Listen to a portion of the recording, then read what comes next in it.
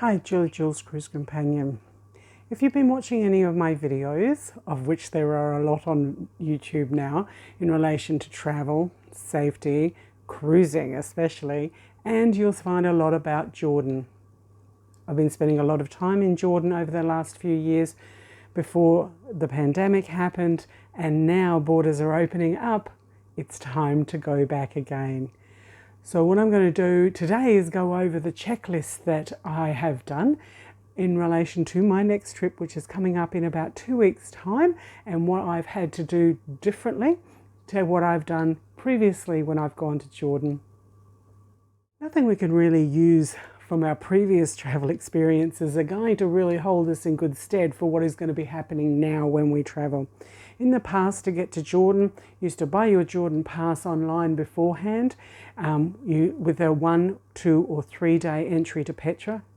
Was dependent on the price of the Jordan pass, and that got you entry into Petra plus 40 other sites in Jordan, antiquity sites. But it also, if you stayed over 4 days, you got a free visa. So that would save you about $40 US, which was brilliant. But now you have to fill out an application online to be given a QR code that's specific for you, and you have to note about the flight that you're going to come in, the address that you're going to be staying at, and to be granted this QR code, you have to pay for the PCR test at Queen Alia Airport, or whichever airport you arrive in, whether it's down the south in Aqaba. And once you have paid that online, you automatically get generated a QR code and a form. So once you've paid for that PCR, they generate for you a form like this, which has your own personal QR code.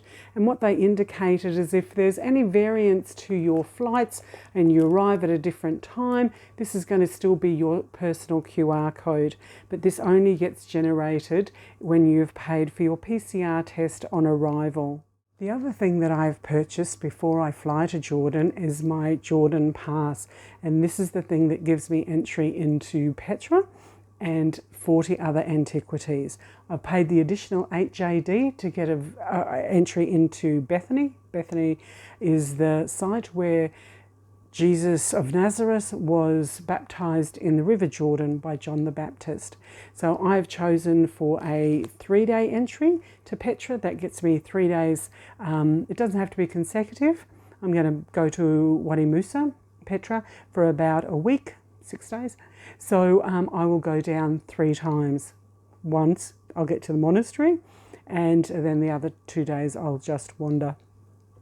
One of the other things that I've had to make sure I had a hard copy of was proof of my travel insurance. So this is the document that proves that I have the policy, and also in addition, compared to previous times of traveling, I have been issued with a specific letter that indicates that I have got COVID coverage within my policy. So that is something that's very different to previous travel. Like previous travel experiences, to get to the international airport, I'm going to go to the airport with Connections bus service, and they had a service originally that used to come back from the Brisbane airport to the Sunshine Coast around midnight or after midnight, which is when Emirates or Qantas/Emirates flights arrive back in Brisbane. But because over the last 2 years there's clearly been no flights at that time, and the service clearly wasn't profitable because there was no travel, they don't do that service anymore. So now I'm going to have to investigate how to get back from the Brisbane airport to the Sunshine Coast very late at night. So I arrived just around 11, and so by the time I clear customs, I have about midnight, and then I won't get back to the Sunshine Coast until 1:30 or so. The other thing that I do have to do when I get back into Australia is to do a PCR test, 24 hours, and stay isolated until I receive the results of that. And that today is the 2nd of February, and that was the last notification on Queensland entry requirements, where fully vaccinated people only needed to do the PCR test and isolate until the results came back, and there was no need for quarantine. So that is a bonus at this point in time. So counting the ways, there's a few extra steps into planning your travel at the moment, and the other one is to do the PCR test 72 hours before you can get onto an international flight, and you have to prove that at check-in. Up to the best of my knowledge, because I haven't done it yet, that is just what they have written. So I have ordered a test to be done 2 days beforehand. I'm travelling on the 17th, so this will be for the 15th, and I paid an additional fee to make sure that the results are back in 1 day. I have heard that results can take up to 24, 48, even longer, but because I need this certificate to get onto the plane, so I've paid an additional amount of money, and I'm going to go to Brisbane to have that done, to have a same-day service. So I'll be heading off to Horray early in the morning on the 15th and get back into a late shift. So let's hope there's no hold-ups in Brisbane for that. In addition to all the other documents that I required, the PCR test beforehand, the visa, the making application to go to Jordan and getting my personal QR code, and a specific travel insurance that's covered for COVID. The other thing I needed is a hard copy of my personal vaccination status. So I have printed one of those off, and I've also done a screenshot, so it's on my electronic record. I have kept a folder on my phone that is specifically labelled for this trip.